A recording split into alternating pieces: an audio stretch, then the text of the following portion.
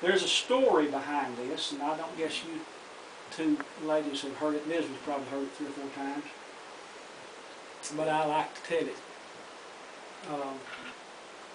An old gentleman lives between here and Elizabeth's house, named Charles Dykes, and he had a pretty severe stroke, I guess 17 years ago now. You gonna keep on? You tear it up. And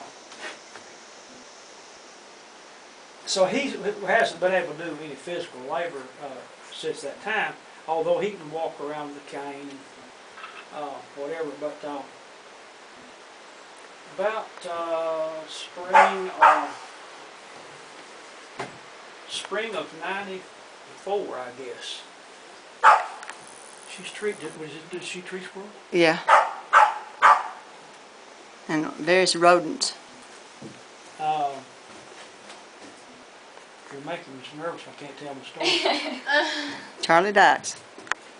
Oh, I wanted to buy some ferns from him that he had way out past Elizabeth's place there to use in a landscaping job.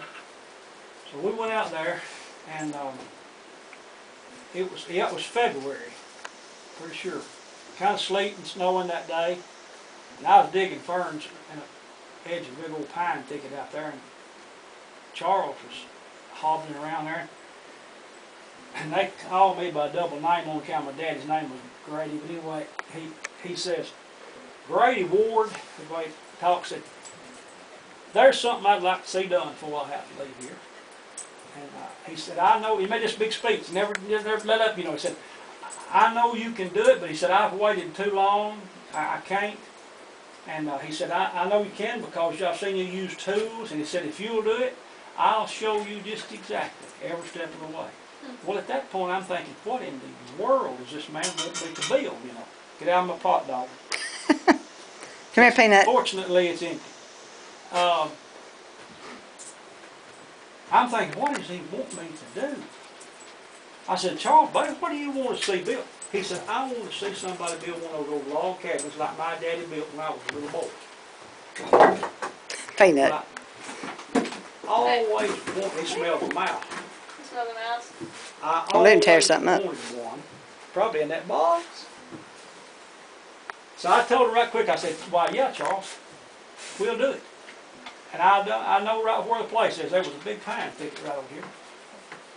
So it took about a year, but I had taken early retirement as a self-employed person, and therefore they wouldn't let me work at my job at 40 hours a month.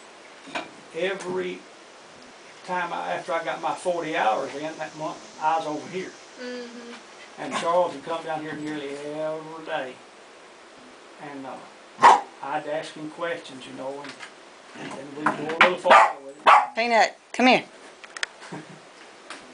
Crazy dog. See something back there?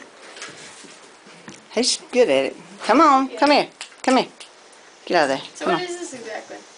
That is a hopper box. Hey, that mouse is in that box. It shows the world. You don't think so? Yeah, I believe so. Yeah. Yeah. I can't. There's stuff in there. Peanut, don't you tear it up. Now he's going crazy Of course, already. it could be a snake. Well, no, yeah. No, get out of there. He will get in it if you don't watch him. The old people make, and our grandfather, by the way, I heard him tell about him going up on the side of the mountain above, down in the valley somewhere, and finding a big bunch of blackberries. Yeah. And he had nothing to take them back out while he was going up there. Had nothing to carry them back in.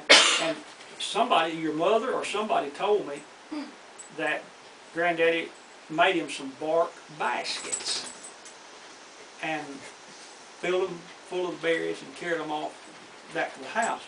Well, I always envisioned him taking strips of bark and weaving a basket, but I thought it would take so long.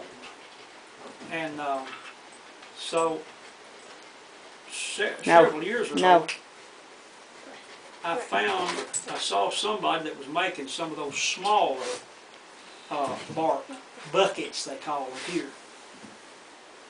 thinner bark and about 2 gallon or so. And I'm convinced now that that's what Granddaddy made. So he could have cut that bark off the poplar tree just in a few minutes.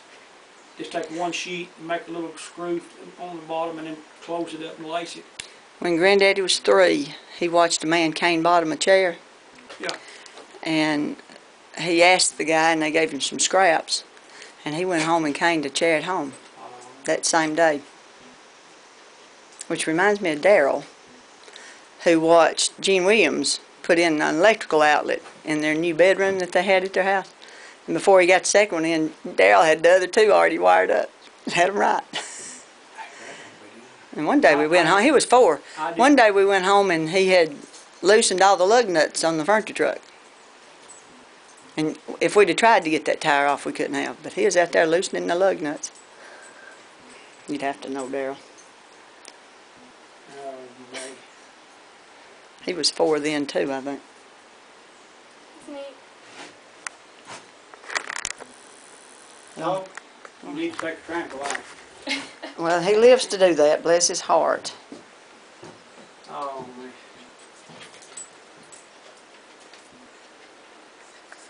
I don't know how this is going to show up, but Jackie got Thought a I'd lady try. across the bluff over here to make their quilt to go on the bed. Oh, this is a rope. Have you ever heard of a rope bed? ain't that? That's what I was looking at underneath See here? there. Oh, that's neat. The I wonderful, want to take a picture of that. the wonderful thing about it is that they could, the rope was the most valuable thing about it. And if they had to move, they would just unstring it. It's one piece of rope, isn't it? Yeah. And, Wow. and take the rope with them, and wherever they got, where they want to set up housekeeping again, they just get them some poles and start over. Mm. Now there were some way back I've read about that were made out of light enough and small enough material, and they just had a Peanut? Oh, dog. Get out of there, Peanut. Out. Put that thing on a string, Linda.